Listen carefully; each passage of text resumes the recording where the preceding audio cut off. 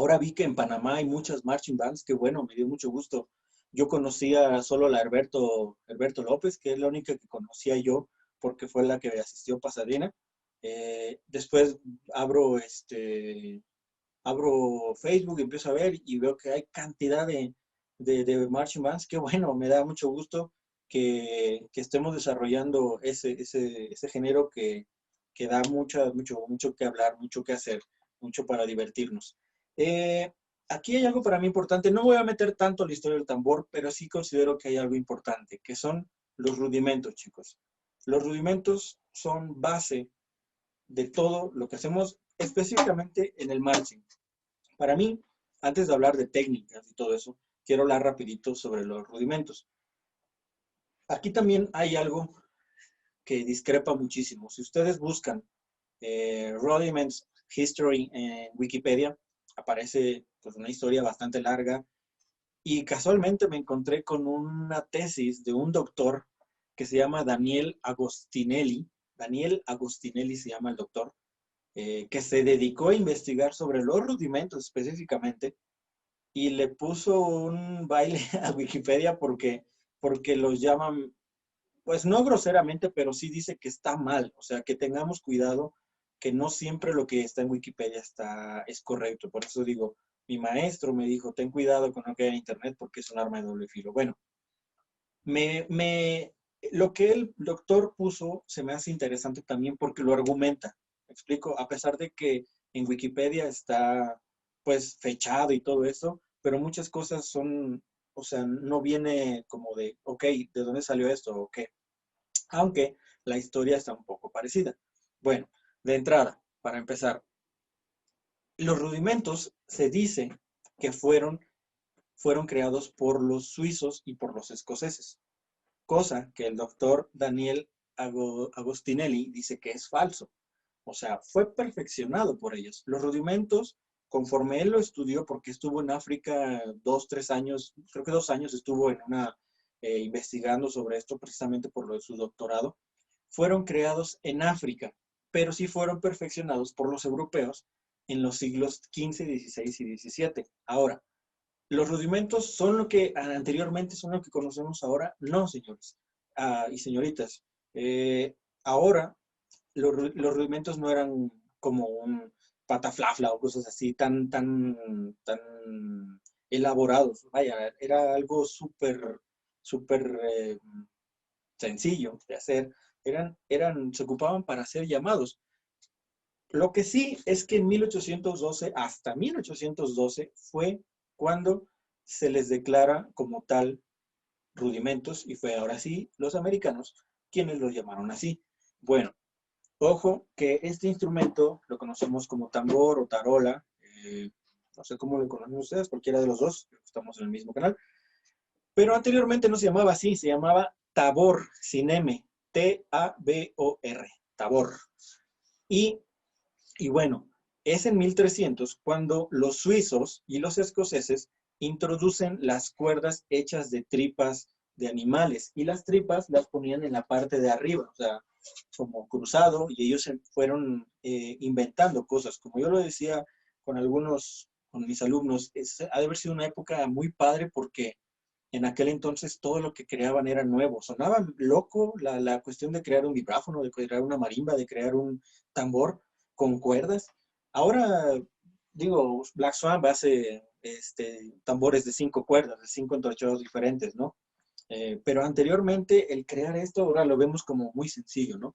Y bueno, ha de haber sido muy padre haber vivido en aquellas épocas, eh, con sus debidas, con sus bemoles y todo eso. Pero bueno, y ambos, los escoceses y los suizos, desarrollaron los rudimentos. Eso sí, en el 1450, las bandas militares turcas fue cuando empezaron a hacer más evidente el uso de estos rudimentos. Como tal, reitero, no se llamaban rudimentos. Los mercenarios suizos, estos rudimentos los usan en la batalla precisamente para mantener la cadencia de los soldados, ya que un ejemplo que pone era que no era lo mismo, darle una orden, un general o quien fuera que estuviera al frente del pelotón, tenía un pelotón de 100 personas a después tener un pelotón de 2000, 3000, no había forma ni gritando de poder, ¿cómo se dice? De poder dar una orden. Fue cuando se empieza a usar el tambor o tabor. Ahora, el tabor comenzó siendo de ese tamaño, era un instrumento por acá así de chiquito, después se fue haciendo más amplio porque querían, se fueron dando cuenta ya, fueron experimentando que entre más grande era el instrumento, la profundidad y el sonido era mayor, era mayor. Entonces, por eso, incluso la persona que estaba con el tambor era llamado drum major o tambor mayor, porque era el que daba la orden. Por eso ahora las marching bands, no sé si lo usan aquí allá en Panamá, en México casi no, aunque sí, pero no tanto como en Estados Unidos. El drum major es el que lleva la cadencia, es el que va marcando con un bastón cómo ir marchando. Entonces, pero anteriormente el drum major era el que tenía el tambor. Ahora, ¿por qué hemos visto también, aquí abro un paréntesis, ¿por qué ahora ya tenemos el tambor flat o plano para tocar y anteriormente cruzado? Bueno, porque antes, como el que iba hasta adelante, iba al lado del general, iba caminando y llevaba el tambor de este lado del tambor. Si lo llevara como ahora, no sé, como aquí al frente en las rodillas, pues de entrada las pobres rodillas todas moradas, entonces era con ese fin. Por eso empieza ahí una técnica que no era como tal la tradicional. La tradicional ya fue una evolución. Anteriormente no se usaba así la baqueta. Ahorita en un rato regreso para allá. Entonces, bueno, el tambor era usado o los mandos que se hacían con el tambor eran usados para dar órdenes, ya sea para...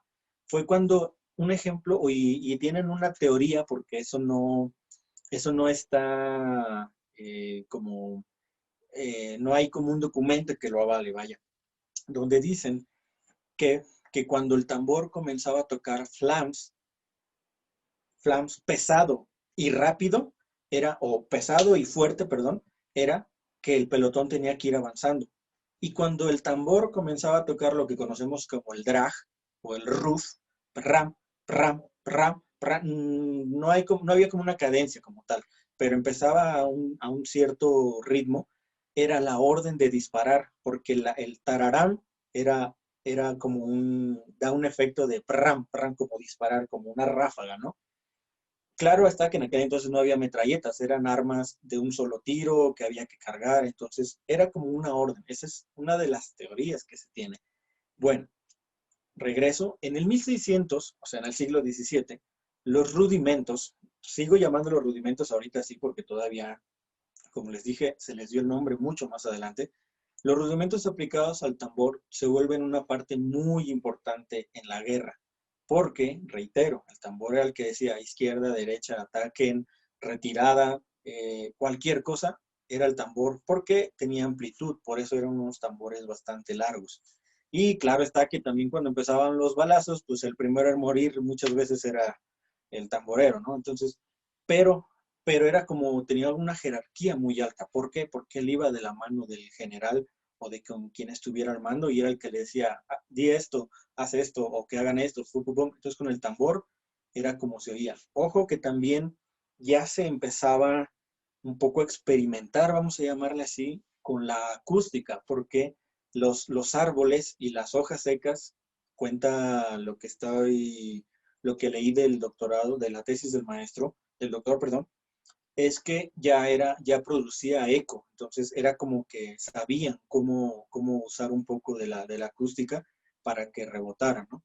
Entonces, bueno, mucho más adelante, 212 años más adelante, en 1812, Charles Stewart, americano, escribe un libro llamado Un nuevo, útil y completo sistema de tocar percusión. Aquí hago énfasis o hago un punto, pongo un asterisco, porque aquí es donde empieza ya a tomar todavía más importancia los rudimentos. ¿Cómo fue que se dieron que empezaron a llamarse marching bands. ¿Por qué empezó a entrar, a llamarse así?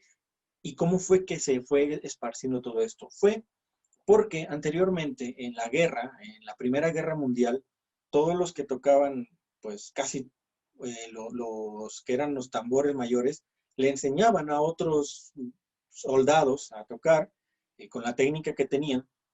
Cuando acaba la guerra, o los dan de baja o se dan de baja, deciden seguir tocando. Entonces, pero pues obviamente ya no podían en guerra porque pues ya no había guerra o ya no los dejaban y empiezan a dar clases, empiezan a impartir clases sobre cómo tocar, porque se empezó a hacer una tradición. Bueno, entonces, Charles Stewart, reitero, en 1812, escribe este libro. 100 años, todavía 100 años, 120 años, 121 años después, surge la National Association of Rudimental Drummers, que es llamada NARD. La tengo aquí porque hay un método de ello. NARD. Nació, reitero el nombre, National Association of Rudimental Drummers, la Asociación Nacional de Percusionistas Nacionales, ¿no? Y ni más ni menos fue creada y estaban dos personajazos que seguramente van a conocer. Uno de ellos es William Ludwig, que es hijo o creador de una de las marcas más importantes que hay en el mundo. Y alguien que seguramente van a saber quién es, llamado George Lawrence Stone. Tenemos uno de los métodos más exitosos en el mundo creado por este señor, llamado Stick Control. Stick Control es el método más usado a nivel mundial. Entonces, esta asociación crea lo que le llaman ellos los primeros rudimentos. Ya empiezan, anteriormente, y reitero, aquí me di un brincototote, hablé de 1812 a 1933 y después, anteriormente, 1600. Ahí ya vienen ahí unos vestigios de cómo llamaban los rudimentos. O sea, no eran como tal, como los conocemos ahora. Empezaron a tomar un nombre, pero anteriormente ya se tocaban algunos, como el doble, que no se llamaba double o diddle, como lo conocen los americanos, como lo decía hoy en una clase una alumna.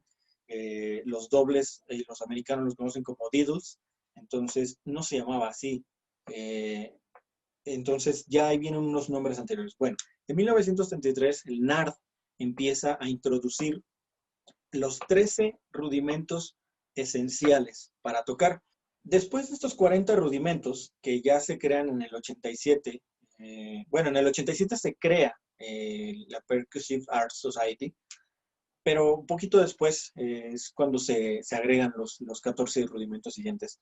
Eso es lo básico, lo estándar que hay que saberse. Conforme, como lo decía, hemos estado evolucionando constantemente.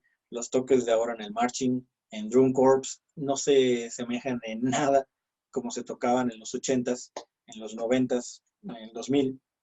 Estamos en constante evolución. Hay unos chicos que tocan tremendo ahí, que tienen un nivel bárbaro. Y bueno, ¿por qué? Porque para no digo confundirnos, pero sí tener en cuenta que a mí me gusta muchísimo como el modo free, libre, de tocar como lo tocan ahora los que conocemos como Harvey J. Thompson o Ralph Nader o Killam Tobia, todos ellos, o sea, Killam, por ejemplo, Killam y Ralph estuvieron en Blue Devils, por ejemplo, ¿no? En una drum corps.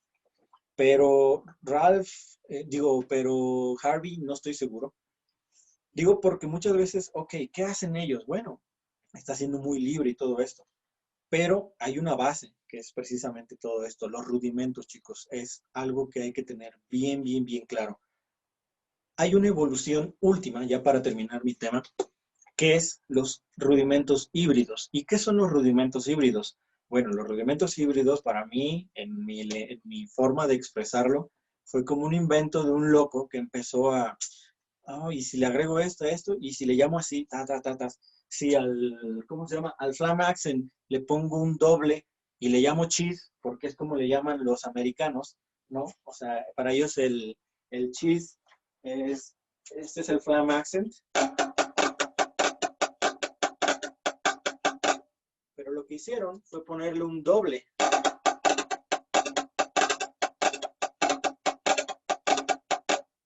Entonces, empezaron a crear ese tipo a inventar y le llamaron rudimentos híbridos. ¿Cuántos de ellos hay? Cantidad.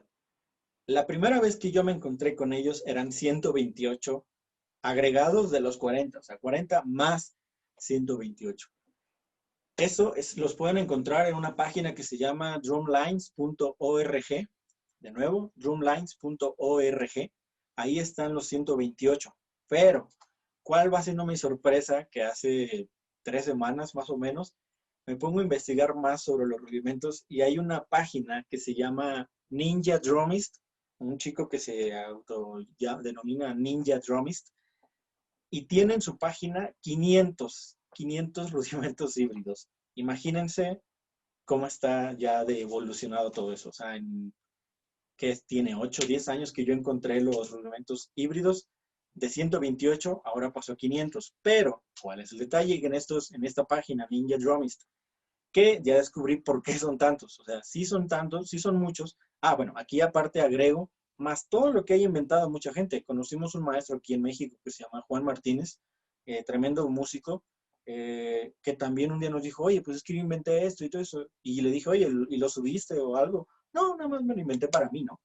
Y está padre. O sea, ¿cuántos más no hay que no están como patentizados? Porque no se patentan, sino que se suben y no.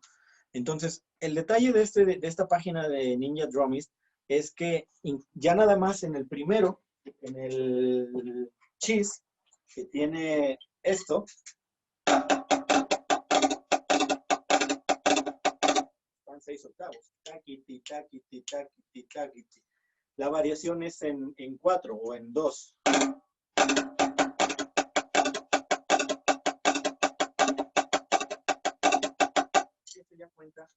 Eso ya cuenta como otro rudimento, ¿me explico? Entonces, por eso fue me alarmé, porque dije, no puede ser que ya hayan creado tantos, pero sí hay muchos, o sea, ya 500 son bastante rudimentos. Y para finalizar, ahora sí, ¿por qué se toca tradicional y por qué tenemos el instrumento flat o plano?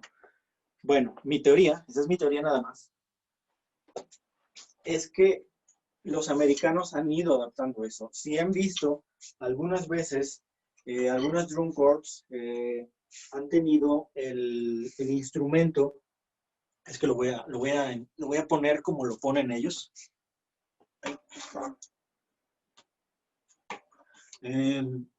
Ahí está. Si han visto algunos videos de drum corps, el instrumento lo tienen así tal cual, así. ¿Por qué? Para mí es cómodo, así. ¿Por qué? Porque al tocar tradicional, hacer un rim shot es mucho más sencillo. Así, sin esfuerzo.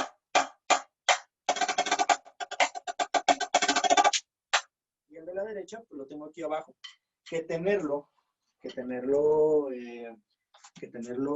en flat o en plano, me ha dado un poco más lata, soy honesto, pero pues claro que se trabaja, ¿no? A final de cuentas, todo se tiene que estudiar.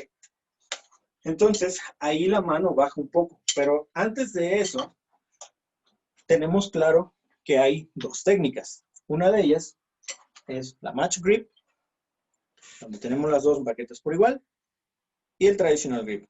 Pero dentro del match grip hay 3 variaciones, que es la alemana, la francesa y la americana. Que la francesa y la americana comparten un poquito del agarre. En el match grip o en el tradicional, ahí encontré una diferencia, vamos a llamarle. Voy a llamarle en cuanto a como un baterista lo hace. He visto unos videos de Yo-Yo Mayer y como en el tradicional. Me regreso un tantito, ahorita lo recordé. Les decía que anteriormente el tradicional no era así como lo conocemos. Anteriormente el tradicional se tocaba así. Si me alcanzan a ver, o sea, tenía el tambor de lado y tocaba así. No tocaban tan elaborado. Si algo hay duda, también me lo pueden escribir aquí que no se vea o que no se, o que lo haga más lento. Pero reitero, el tradicional se tocaba, el tambor iba aquí de lado. Entonces, el tamborero tocaba así. Esto es lo que no encontré de en qué época fue como la evolución del cambio de este match grip a esto, que ya se volvió más formal, más marcial. Entonces, aquí en el tradicional tenemos este agarre, donde reitero que yo encontré en bateristas que sí toman la baqueta con estos, con los dos dedos. Incluso Yo-Yo Mayer viene como para fortalecer, hacer ejercicios con el dedo medio y con el dedo índice. Entonces, pero en el marching me he encontrado que muchos tocan así, o sea, dejan el dedo medio libre. La baqueta posado sobre mi dedo anular, la tomo con el dedo pulgar y hago como un seguro con el dedo índice y entonces giro. Claro está que si yo giro con el codo normal, no llega a mi punto vertical. Tengo que meter el codo para esto. ¿Por qué? Porque además estamos hablando de que los volúmenes que se trabajan en el marching band o con este tipo de instrumentos son mucho mayores que este. Pero, curiosamente, el movimiento que se tiene que hacer en este instrumento tiene que ser hay que buscar que sea menor que con este instrumento. De entrada, eh, la hechura del parche. El parche que conocemos del tambor normal, del redoblante, es sintético, es mucho más flojo y estamos hablando en este caso, en este tambor, de 2, 4, 6, 8, 10 loops, 10 tornillos. En el tambor de marching tenemos 2, 4, 6, 8, 10, 12, lo que genera 12. Imagínense toda la fuerza que está ejerciendo este aro. Ha sido un trabajo de evolución también. Anteriormente, en los 80s, también había tambores de 10 loops y aunque eran de 12, usaban un parche sintético normal del que conocemos. Empieza la evolución, empiezan a crear, como a experimentar, como les decía, cosas, empiezan a usar fibra, empiezan a a usar otro material que aguante los golpes, empiezan a crear baquetas mucho más pesadas, precisamente porque